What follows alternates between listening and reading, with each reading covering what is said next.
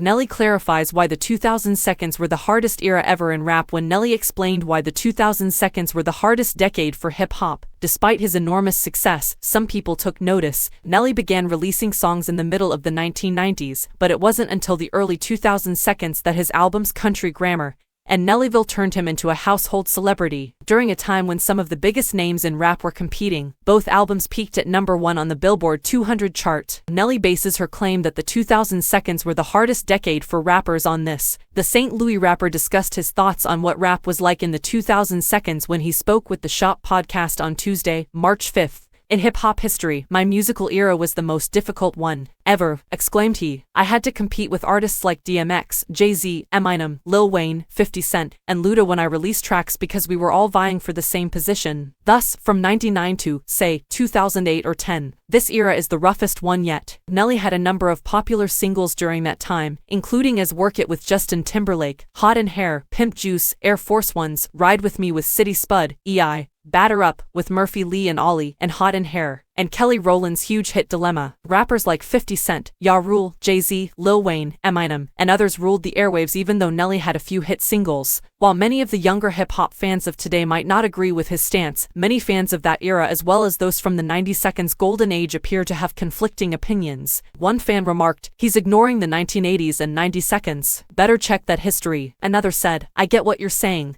but our music was very new. The early to mid-1990s were fine, but definitely not the 1980s, when Nelly's rap was a commodity and the stacks were much higher." One fan who was listening to hip-hop at the time quipped, "Yeah, he not lying. 50 Cent and Can I and Wayne had us in a chokehold. There was so much amazing hip-hop music available. When I used to live in New York, every week Flex would release a brand new record and drop 100 bombs before it was all over." Today, the only people preserving hip-hop culture are J. Cole, Drake, and Lil Baby.